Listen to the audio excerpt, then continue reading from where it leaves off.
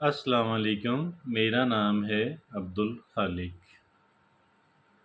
ہم میں سے کوئی ایسا بھی ہوگا کہ جسے دولت سے پیار نہ ہو، جو دولت کا حصول نہ چاہتا ہو۔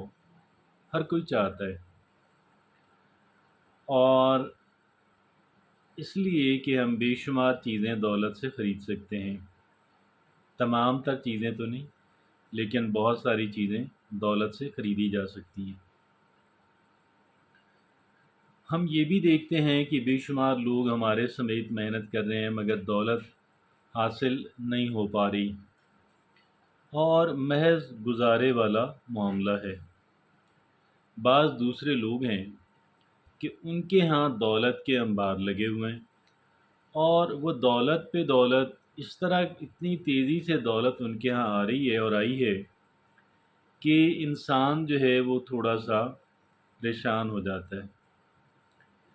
اب اس میں ایک کیٹیگری تو وہ ہوگی کہ جو ناجائز ذرائع استعمال کرتے ہیں،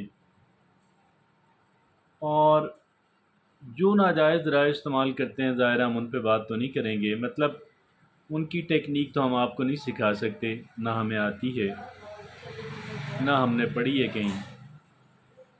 لیکن جو قانون کے اندر رہتے ہوئے دولت کا حصول جو ہے ممکن بنا رہے ہیں اپنے لیے، اس کے بارے میں کتابوں میں ہم پڑھتے ہیں، اور نئی نئی ریسرچ کے بارے میں پڑھتے ہیں، اور اسی کے پہ آج بات بھی ہونی ہے، اور وہی جو نالج ہے، وہی جو انفارمیشن ہے، وہ آپ سے شیئر بھی کریں گے۔ ہمیشہ کی طرح ہماری آج کی گفتگو بھی اس کے اندر ایک ایکسپرٹ کی رائے جو ہے، ماہرانہ رائے جو ہے، وہ شامل ہے۔ اور ہمارے ایکسپرٹ کہتے ہیں 10 reasons why the rich get richer, habits of the wealthy۔ 10 habits of the wealthy، امیر لوگوں کی 10 عادات۔ اگر یہ 10 عادات اپنائی جائیں، ان کی پوری کوشش کی جائے، تو ایک انسان امیر ہو سکتا ہے، دولت مند بن سکتا ہے۔ کون سی ہیں؟ پہلی بات وہ یہ کہتے ہیں compound interest and compounding gains for exponential returns. یہاں پہ چونکہ ساری بات جو ہے وہ انویسٹمنٹ کے بارے میں ہے، بہت ساری باتیں، تو وہ یہ کہتے ہیں کہ جی آپ، چونکہ وہ تو مذہب پہ بیلیو نہیں کرتے، یہ ہیں اسٹیو برنز، لہٰذا وہ یہ کہتے ہیں کہ آپ دولت پہ جو انٹرسٹ کماتے ہیں، اس انٹرسٹ کو بھی آپ ری انویسٹ کر دیں، اور ایک تو جو پرنسپل اماؤنٹ ہے، بنیادی جو انویسٹمنٹ ہے، اس پہ ریٹرن آئے گا، دوسرا اوپر سے جو آ رہی ہے، جو انٹرسٹ آ رہا ہے، اس پہ بھی ریٹرن آئے گا۔ یعنی اگر فرض کر لیں 10% ملتا ہے سالانہ، آپ نے کرائے ہیں مثال کے طور پہ 10 لاکھ روپے کہیں کسی بزنس کے اندر، تو 10 لاکھ پہ پہلے جو 10% آئے گا، وہ اس کو 11 لاکھ بنا دے گا، اور جو دوسری دفعہ آئے گا، وہ اس کو 10 لاکھ پہ نہیں ملے گا، بلکہ 11 لاکھ پہ انٹرسٹ ملے گا۔ تو اس طریقے سے جو ہے ایک انسان کی جو انویسٹمنٹ ہے، وہ تاکہ تیزی سے گرو کرتی رہے۔ بہرحال جو مسلمز ہیں، ان کے لیے تو ریلیجس جو ہے وہ ٹیچنگ کو فالو کرنا۔ بہرحال آگے بتاتا ہوں، آپ کو عرض کرتا ہوں بقیہ 9 باتیں کون سی ہیں۔ دوسری بات وہ یہ کہتے ہیں access to better investment opportunities. اب یہ جو انویسٹمنٹ ہوتی ہے، انویسٹمنٹ کے بھی مواقع ہوتے ہیں، نہیں ایسا نہیں ہوتا کہ جب چاہیں آپ جائیں اور وہ آپ کو میسر ہوں، اس میں بھی اتار چڑھاؤ آتا رہتا ہے۔ پھر بعض مواقع اتنے اچھے نہیں ہوتے انویسٹمنٹ کے پوائنٹ آف ویو سے، تو بعض دوسرے جگہیں زیادہ اچھی انویسٹمنٹ کی ہوتی ہیں۔ اب اس اعتبار سے دیکھا جائے، پاکستان کے اندر آپ آ جائیں تو یہ جو بنے ہوئے ہیں chamber of commerce and industry جو بنے ہوئے ہیں، تو یہ یہاں پہ جو لوگ رہتے ہیں، جو ان میں لوگ ان کے ساتھ ایکٹیو رہتے ہیں، وہ جان پاتے ہیں کہ بہتر انویسٹمنٹ کی جو اپرچونٹیز ہیں، جو انویسٹمنٹ کی بہتر مواقع اور ذرائع ہیں، وہ کون سے ہیں۔ تیسری بات وہ یہ کہتے ہیں ہمارے expert, financial education and literacy, وہ یہ کہتے ہیں کہ جیسے ہر ایک تو جنرل ایجوکیشن ہوئی نا، اور ایک ہر شعبے کی الگ الگ ایجوکیشن ہوتی ہے، سبجیکٹ الگ الگ ہوتے ہیں نا۔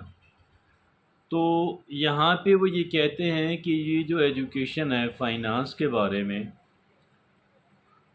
اس کا ہونا بھی بہت اہمیت کا حامل ہے۔ یہ کہتے ہیں financial education and literacy, financial education and financial literacy. اب یہ لٹریسی ہم کہتے ہیں نا خواندگی کو، کہ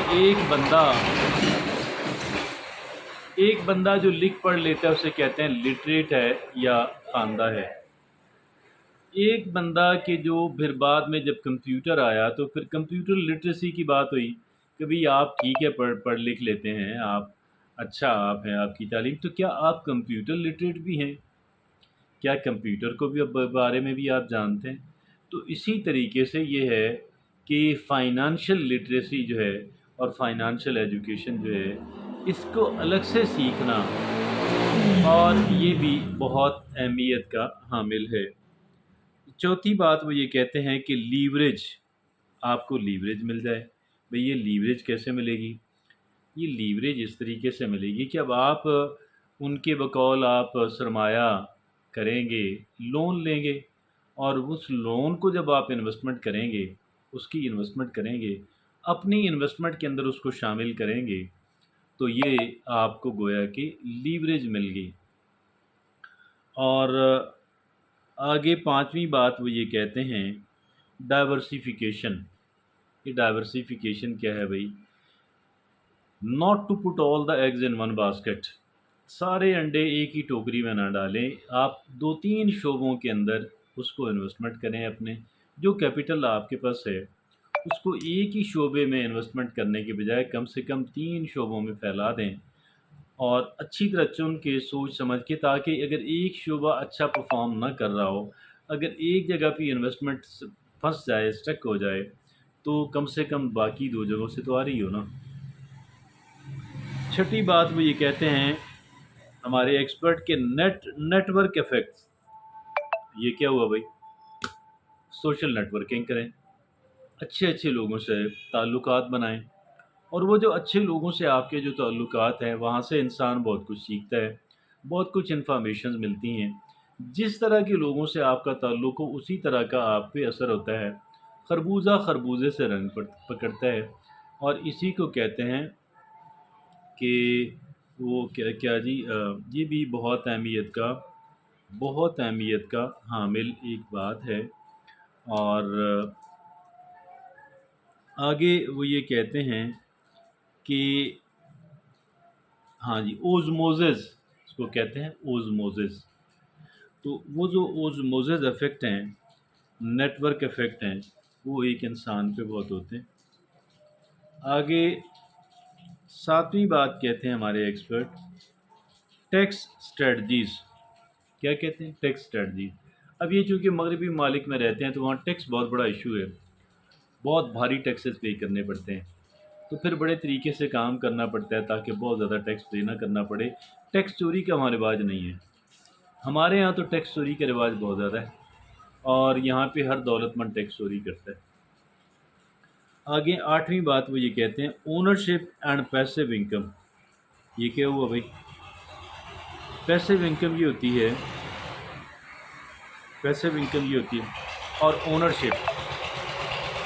اونرشپ اینڈ پیسو انکم، یہ اونرشپ اور پیسو انکم یہ ہے کہ ایک انسان جو ہے وہ کچھ چیزیں جو ہے وہ خریدتا ہے اور ان کو کرائے پہ لگاتا ہے، تو وہاں سے ایک پیسو انکم جو ہے، یعنی بغیر کچھ کام کیے جو ہے وہاں سے اس کو پیسے آنا شروع ہو جاتے ہیں۔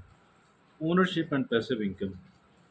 9 نمبر پہ وہ یہ کہتے ہیں mindset and risk tolerance, mindset and risk tolerance. Mindset تو ہوا ایک ہمارے رویے ہوتے ہیں، ایٹیٹیوڈز ہوتے ہیں، تو جو ایٹیٹیوڈز کا ایک گلدستہ بنڈل سیٹ ہوتا ہے، that is called mind set. اور رسک ٹالرنس کا کیا ہوا کہ بہت سے کچھ لوگ ہیں وہ رسک لیتے ہی نہیں، they don't take risk at all. اب یہاں اس میں بات نہیں بنتی، رسک ٹیکنگ لازمی ہے، لیکن رسک کو بہرحال اچھی طرح کیلکولیٹ کر کے لینا چاہیے، اچھی طرح پریپیئر کر کے لینا چاہیے۔ اور آگے 10ویں اور آخری بات وہ یہ کہتے ہیں، انہیریٹنس اینڈ جنریشن ویلتھ۔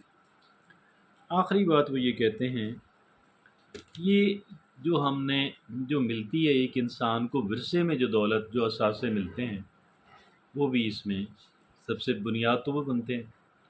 تو یہ ساری چیزیں 10 باتیں مل کے ایک انسان جو ہے وہ کیا کرتا ہے کہ دولت، کہتے ہیں نا دولت دولت کو کھینچتی ہے، تو یہ بات اس طرح درست ہے۔ بہرحال ایک انسان اس پہ جتنی کوشش اور محنت کرے گا تو اس کا اثر اس کو ہوتا ہے۔